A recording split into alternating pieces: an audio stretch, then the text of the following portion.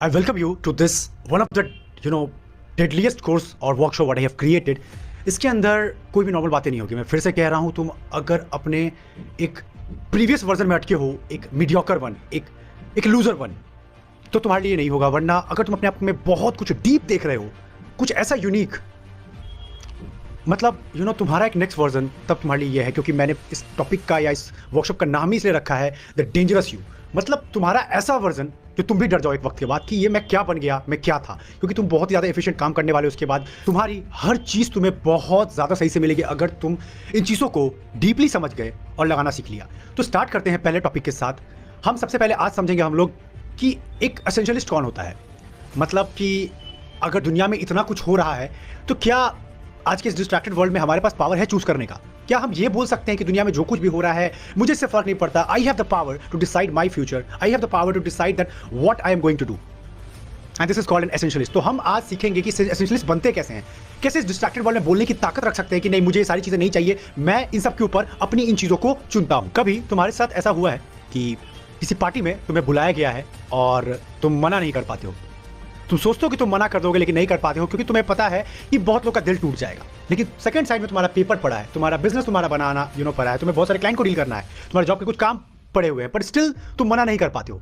और यहीं पे एक लूजर, एक नॉन एसेंशियलिस्ट आता है। वो क्या बोलता है कि मुझे सबको खुश करना है, मुझे सबके बॉक्स में फिट होना है। लेकिन एक एसेंशियलिस्ट बोलता है कि सिंस चूंकि मेरे पास बहुत ज्यादा कम समय है, बहुत ज्यादा कम रिसोर्सेज है, बहुत ज्यादा कम मनी है, तो मैं इसको सही जगह लगाना चाहता हूं। और इसको बोलते हैं पावर ऑफ चूजिंग। तो अगर तुम एक ऐसे इंसान बन जाओ या ऐसे इंसान बन के बोलो नहीं ठीक है, दुनिया में जो कुछ भी हो रहा है, सिंस मेरे पास वक्त की कमी है, मुझे जल्दी जल्दी चीजें चाहिए और इफेक्टिव तरीके चाहिए, तो वक्त तो बहुत कम पड़ने वाला है, तो मुझे इसको सही जगह लगाना है। ठीक है, मैं आज अगर 2-3-4 महीने के अपने पार्टीज को, अपने मजे को, अपने जंक्स को, अपनी चीजों को सैक्रिफाइस कर दूं for a better cause, for a better purpose, तो क्या ये जस्टिफाइड है? और तुम अगर ये बोलने की ताकत रखते हो, then you have a power to choose. और अगर तुम पावर टू चूज कर सकते हो तो तुम एक ह्यूमन हो। क्योंकि एक जानवर कौन होता है? एक जानवर बेचारा चूज नहीं कर सकता। उसको जैसी लाइफ मिल गई, जहां मिल गया, जो खाने को मिल गया, जैसी चीजें दिखा दी गई, जो हो रहा है उसके साथ, he just accept his fate. But you can't, and if you are doing that then you are an animal, you are just a जानवर। ये कोर्स की बातें बहुत हार्ड होने वाली है, इस वर्कशॉप की बातें तुम्हारे दिल पे लगने वाली है, इसलिए मैंने इसका नाम ही रखा है डेंजरस यू। काफी ज्यादा डीप होगा, सो लाइट हर्ट है तो बहुत कुछ तुम्हारा दिल टूटने वाला है, बहुत कुछ हर्ट होगा तुम्हें, बट रियलिटी के साथ इस वर्कशॉप के बाद तुम निकलोगे। यू विल थैंक मी कि आदित्य तुमने मुझे एक नया वर्जन का इंसान बना दिया है। That is what my purpose through this workshop is. इस पर मुझे एक कहानी याद आई। सैम एलियट है, सैम एलियट करके कुछ नाम है। सिलिकॉन वैली तुमने सुना होगा, यूएस में है, very popular place for entrepreneurship. तो वो इंसान अच्छा कर रहा था, अच्छा खासा पैसा बना रहा था, अच्छा ग्रोथ ले रहा था, सब कुछ सही था। लेकिन उसकी दिक्कत थी कि उसका ब्रेन हमेशा मेस रहता था। सुबह 9 बजे मतलब ऑफिस में घुसा, कुछ क्रिएटिव करने बैठता था, सडनली कोई कॉल आ गया, अभी आ जाओ मीटिंग में, अभी यहाँ देखो इन चीजों को। मतलब वो पैसे बना रहा था, उसकी सैलरी अच्छी थी, अच्छा खासा कमा रहा था, लेकिन दिक्कत था ब्रेन उसके कमांड में नहीं था। वो चूज नहीं कर रहा था, लोग चूज कर रहे थे। और इस चक्कर में क्या हो रहा था, उसका ब्रेन शांति नहीं हो पा रहा था। वो कभी इधर कभी उधर, कभी इधर कभी उधर। घर पर भी जाकर वो अपने बच्चों और वाइफ के साथ अच्छा वक्त नहीं बिता पा रहा था, बिकॉज वो चूज नहीं कर रहा था। तुम भी अपने आप को इमेजिन करो कि सुबह से शाम तक अगर तुम्हारे पास पावर नहीं चूज करने का, तो कभी इधर भागते हो, कभी उधर भागते हो, कभी ये कभी वो, कभी ये डिसीजन नहीं लेते हो कि मैं इस चीज को चुनता हूं, बाकी सारी चीजों को रिजेक्ट करता हूं। ये बोला है तुमने आज तक? नहीं बोला होगा। ये बोलने की ताकत नहीं होती लोगों में, क्योंकि लोग आजकल फंसे हुए हैं मटेरियलिस्टिक दुनिया में। जितनी चीजें मेरे पास आ जाए, जितना पैसा, कितना पैसा, भाई मैं तुमसे पूछूं कितना पैसा तुम्हें चाहिए? कोई कैलकुलेशन है क्या? है तुम्हारे खर्चे पूरे दिन का, पूरे महीने का? कुछ है? बस पैसे कमाने। सुन लिया कहीं से 4 जगह, पैसे से लड़कियां मिलती है, पैसे से ग्रोथ मिलता है, सब समझ रहा हूं मैं, लेकिन क्या है स्पेसिफिक चीजें? क्या है? एक एसेंशियलिस्ट बोलता है कि ठीक है, दुनिया में लोग करोड़ों कमा रहे हैं, हजारों करोड़ कमा रहे हैं, मुझे फर्क नहीं पड़ता, मुझे हर महीने 6 लाख रुपए की सैलरी मेरे हाथ में चाहिए, इससे मेरा घर बहुत अच्छा चलेगा, और मुझे 3 लाख एक्स्ट्रा चाहिए, मैं इसे इन्वेस्ट करना चाहता हूं, 9 लाख के ऊपर जो भी आएगा मैं इसको रिस्क टेकिंग में खेलूंगा। ये होता है एबिलिटी टू चूज। और यही गलती सैम एलियट कर रहे थे। वो कर रहे थे लेकिन वो अपने आप को बेस्ट वर्जन में नहीं पा रहे थे। उन्होंने देखा कुछ चेंजेस तो करना पड़ेगा। उन्होंने बोला कि इस तरह जिंदगी नहीं चलेगी, तो उन्होंने अपने बॉस से स्ट्रिक्टली जाके बोला कि I want to change this, I want to choose. क्योंकि ये करते करते उन्हें लगभग ऑफिस के अंदर उनका 50वां साल होने वाला था, तो कंपनी ने उन्हें अर्ली रिटायरमेंट देने का प्लान कर लिया था, क्योंकि बहुत बूढ़े दिखने लगे थे, बहुत थके रहते थे। पर सैम को ये चीज समझ नहीं आ रही थी। वो बोले कि अभी मेरी उम्र ही क्या है, पर मैं तो अभी निकाल दिया जाऊंगा, मुझे पैसे मिल जाएंगे, पर ऐसा क्या करूंगा मैं पैसों का? तो उन्होंने फिर सोचा कि नहीं, इस तरह तो मैं जिंदगी नहीं जी सकता हूं। फिर उन्होंने बोला कि आई चूज दिस। उन्होंने सब चीज को छोड़ा, उन्होंने अपने बॉस से बात की, बोला कि मैं आज से दिन में बस ये 6-7 ही काम करूंगा, लेकिन इसके अंदर मैं 100% नहीं 500% दूंगा, क्योंकि उनका फोकस बढ़ गया था। फोकस बढ़ने से वो बहुत ज्यादा आउटपुट निकाल पा रहे थे, और कंपनी बहुत तेजी से ग्रो करती चली गई, और वो भी बहुत तेजी से ग्रो करते चले गए। उन्होंने अपने वक्त को बोला 8 बजे के बाद मैं ऑफिस का एक भी लैपटॉप नहीं खोलूंगा, एक भी काम नहीं देखूंगा। नहीं देखा, जो होगा कल देखूंगा। इस तरह अगर तुम क्लैरिटी से काम करने वाले हो, फिर तुम्हें कोई भी चीज नहीं रोक सकती। जो चीज तुम चाहते हो अपने लिए, वो तुम्हें मिले।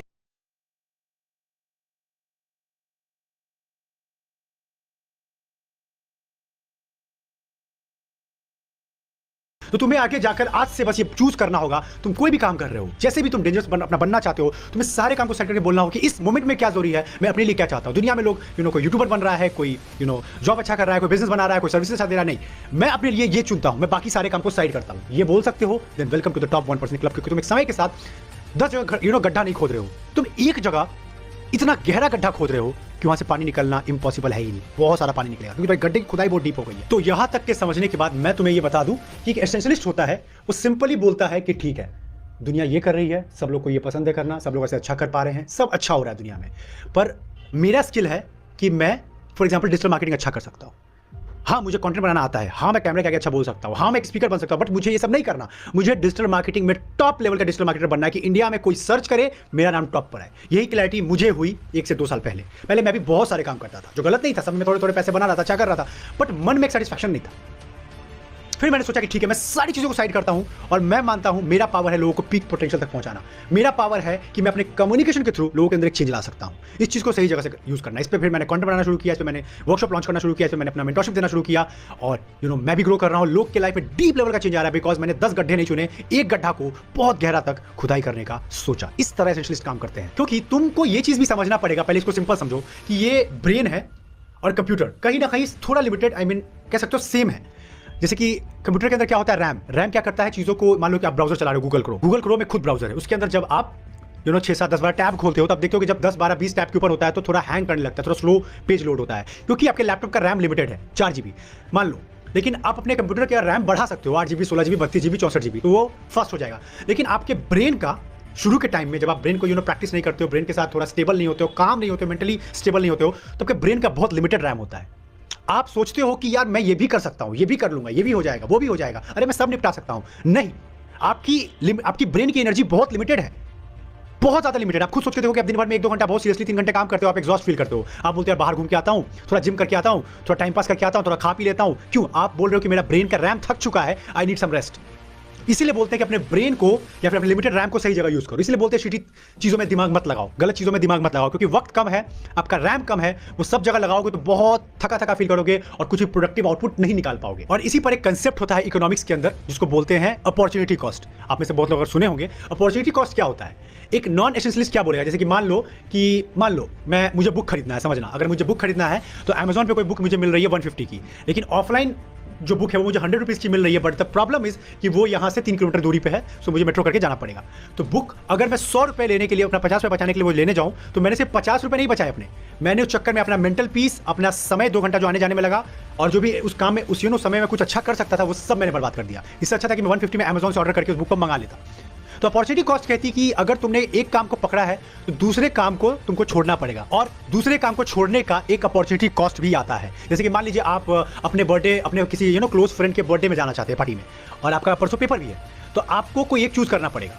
अगर आप बोलते हो कि मुझे पढ़ाई करना पड़ेगा, तो आप अपने दोस्त की चीजों को छोड़ना पड़ेगा, पार्टी में नहीं जा सकते हो, आप बाद में मना लोगे दोस्त को। लेकिन दोस्त के बर्थडे पार्टी को छोड़ना is not a big thing, वो आप कर सकते हो, क्योंकि अब बाद में मना लोगे, बाद में चीजें ठीक हो जाएगी, ये अपॉर्चुनिटी कॉस्ट बड़ा नहीं है। लेकिन आपने एग्जाम का तैयारी नहीं किया और दोस्त के पार्टी में चले गए, तो आपने बहुत बड़ा अपॉर्चुनिटी कॉस्ट लूज कर दिया है। आप सिर्फ एग्जाम को नहीं देने का लॉस नहीं उठा रहे हो, आप कल के जिससे अपॉर्चुनिटी क्रिएट कर सकते थे, जॉब निकाल सकते थे, अच्छा कर सकते थे, वो सब चीज आपने खराब कर दी। तो हमें चुनना पड़ेगा, ट्रेड ऑफ हर जगह है। आप इसको चुनोगे, कुछ ना कुछ छूटेगा। इसी को दिमाग में डाल लो, जो दीपिका पादुकोण ने भी कहा था उस मूवी के अंदर कि बनी कुछ तो छूटेगा ही, ये जवानी है दीवानी में। तो ये चीज मैं भी नहीं समझ सकता, नहीं मैं तो सब कर सकता हूँ, मुझसे सब कुछ हो जाता है, नहीं, कुछ ना कुछ छूटेगा, ये रियलिटी। अगर इस चीज को आप समझ गए तो आप क्लियरली काम कर पाओगे। आप सब चीजों को बोलोगे ठीक है दुनिया में जो कुछ हो रहा है मुझे फर्क नहीं पड़ता, मुझे बस ये करना है, दैट्स इट।